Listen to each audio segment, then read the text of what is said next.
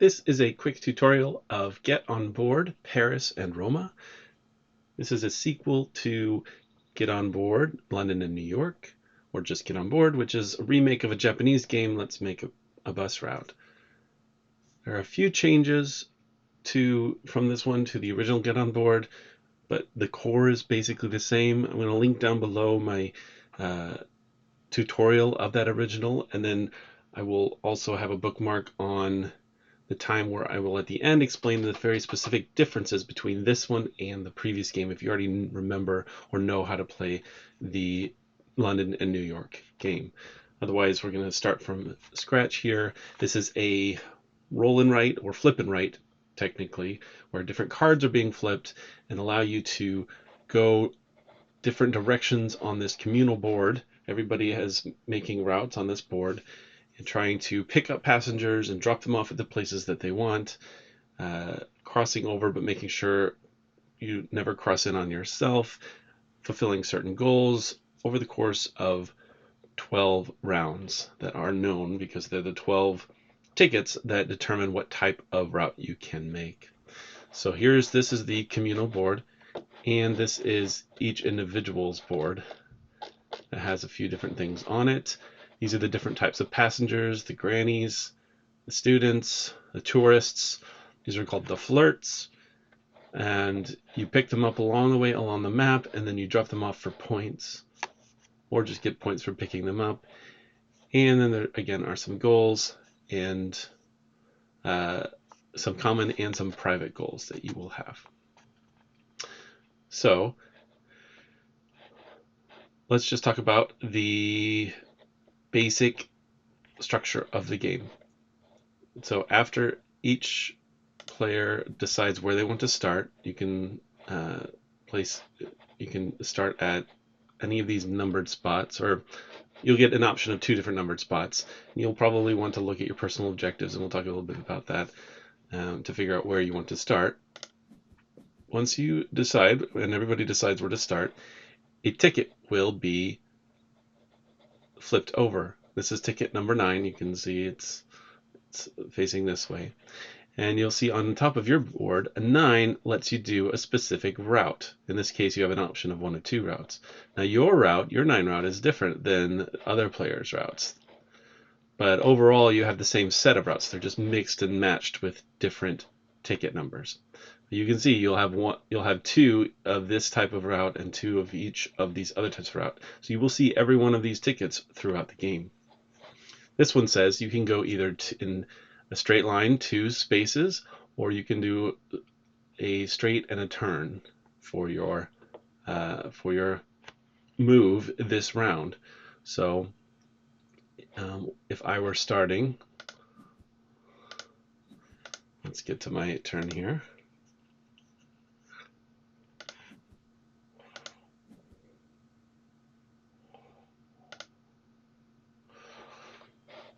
Now BGA puts nice little arrows here to help you remember where you are. I was in yellow and I'm starting here, and you can see I have different options of where I can go. So I can either go 2 straight ahead or 1 and over. So I could go 2 straight this way, 2 straight this way, or I could go 1 and cross, or 1 and cross. And so these green lines will let you know what you can, where you can go. Now, when you go over a specific spot, you get either passengers from those spots, or you go to specific places to drop off those passengers if you have any. And then once you are done, you will go to the next, and the next card will flip over, and they will and then you will go again from that route, that same route. You will continue along the end of that route. You don't get to go back to your original spot or to either end. You always go forward on your particular route. All right, let's talk about the different passengers. The grannies are the easiest ones. If ever you pick up a granny, you just mark off the next spot on your granny track, and you get that many points. And these points add up to the end of the game. You don't have to drop grannies off. You just have to pick them up.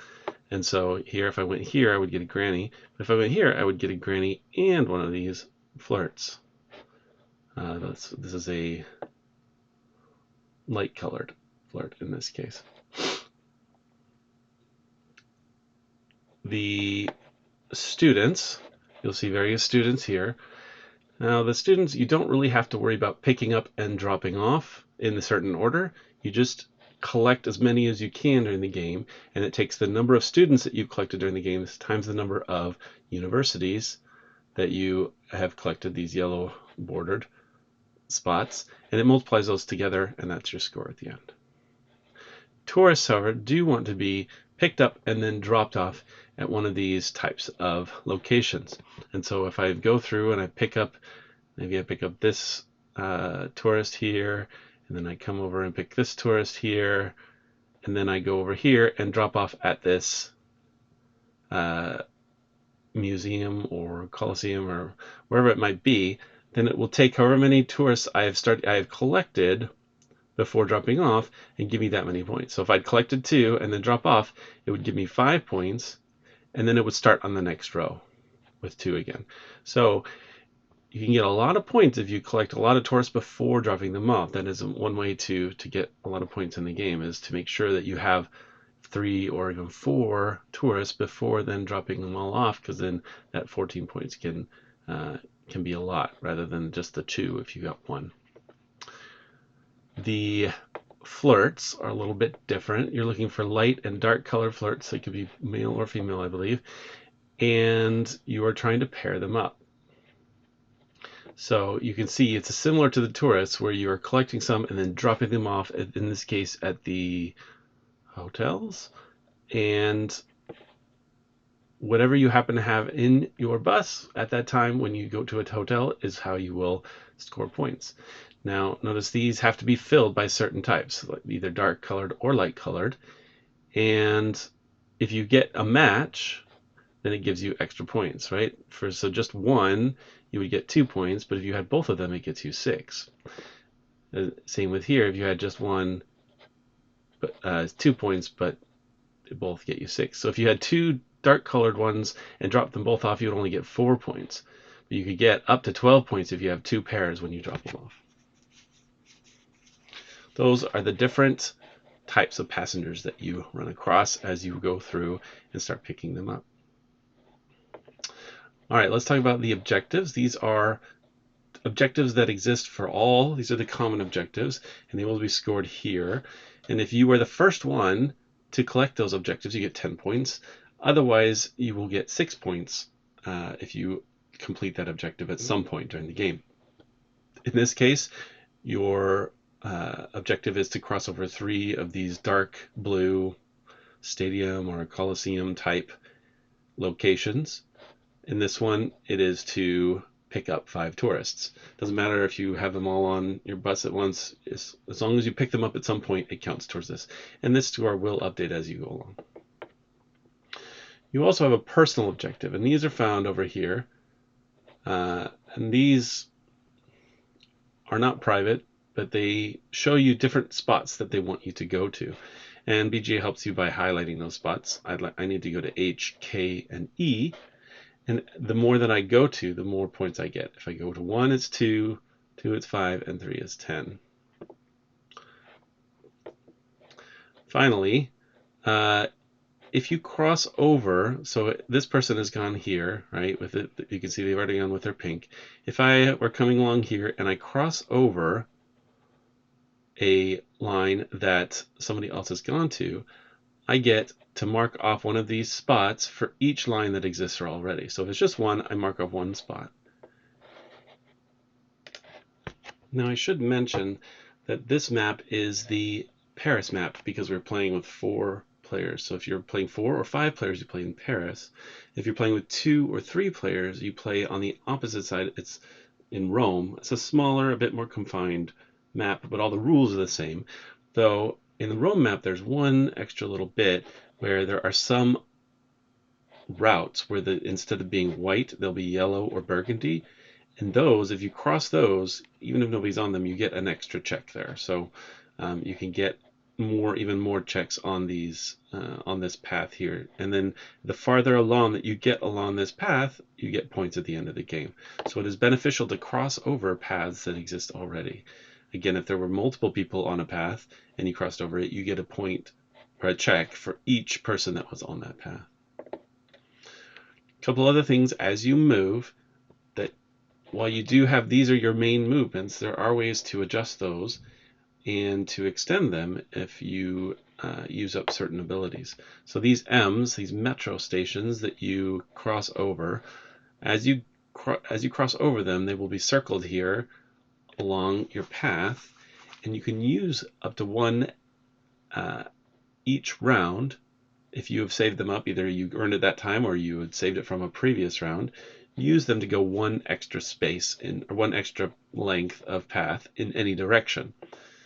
So if I were to come through here and come through this metro station and end here, if I wanted to, I could use that and go in any direction one further step, or I could save it for a later turn if I really needed to get to somewhere at a later turn. Any metro stations that you don't use are 2 points at the end of the game. And finally, you can use these penalty spots to change your direction, basically to turn a straight into a turn or turn into a straight. So if this turns spot here was my ticket that I was working on, but I really wanted to go to straight, I could use one of these to do that. And in BGA, it will show you those options, but be careful that you don't just choose them without realizing that you would pay a penalty for doing that. You could start checking these off without realizing it.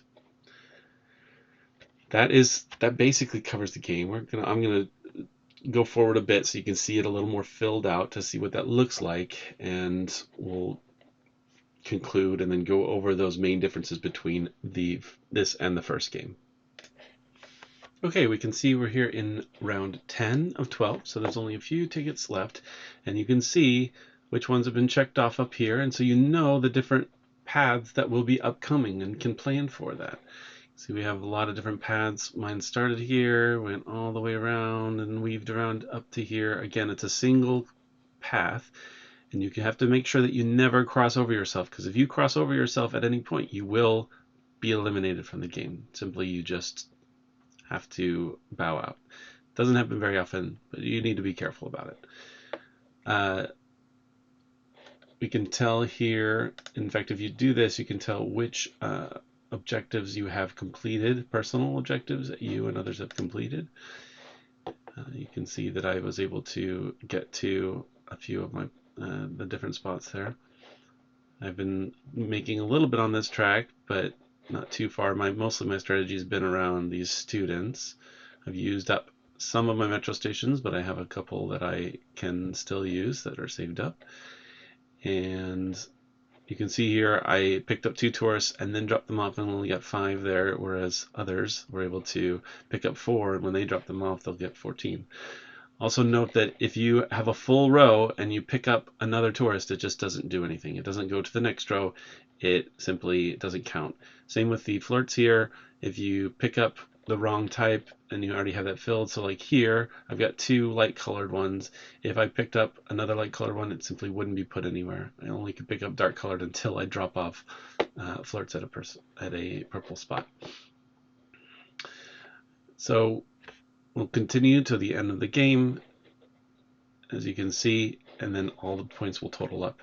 Now, BGA has an option, and it wasn't chosen in this game, but I would recommend it, that does live scoring, so you actually see the different scores as they are going. I mean, you could calculate it in your head. You could say 5 times 2, this is a 10, and 1, 1, 1, 2, that's a 5, and such, and figure out what your total score is and what others are, but that takes a lot of effort, and so having the live score option when you're playing on BGA is really helpful, because it kind of just sees how you're doing, and when you have minus points, what other things that you have left that you can do. You can see it'll track your progress on these common goals. I picked up 3 out of 5 tourists. Nobody's completed the full ones yet for these, but we're getting towards the end of the game, and so I'm sure somebody will be able to get that soon. And that is how to play Get On Board Paris and Roma. Hope that was helpful. Okay, now I just want to go over briefly the differences between this Get On Board and the Get On Board New York and London. In case you were very familiar with that or familiar with that in some way, what are the differences here? Well, one of the main differences is the way that you go over traffic. In the previous one in New York and London, going over traffic would actually get you minus points, and so you would try to avoid running over the same traffic. The idea is for those, it would be like cars jamming in traffic jams, whereas for Paris and Rome, it's more about mass transit. You are being more efficient when you are crossing over the same paths, and so you get points for those instead of getting taken away. The flirts are slightly different here, where you have to pair them up. In the previous game, the purples were certain types that you would be looking for, but here you are looking for those pairs in order to get those higher bonus points there as well. In Paris and Roma, you get partial points for your personal goals. In New York and London, you only get points if you filled all 3 spots. You would get 10 or you would get nothing. Here you get 2 or 5 if you just get 1 or 2. So it's a little more forgiving there. And then this whole idea of saving and using metro stations. In New York and London, if you would end on a specific type of spot, it would just let you automatically go 1 extra space. You couldn't save them up, and you had to end on them. It wasn't just about crossing over. The ability to save them and use them when you really need them, or get points for them at the end of the game, is a nice bonus. Those are the main differences between the two. Obviously the theme is different. It's a different city and the different arrangement of locations and maps, but otherwise the core of it is still the same. 12 rounds, flipping cards, going these different paths, picking up and dropping off passengers.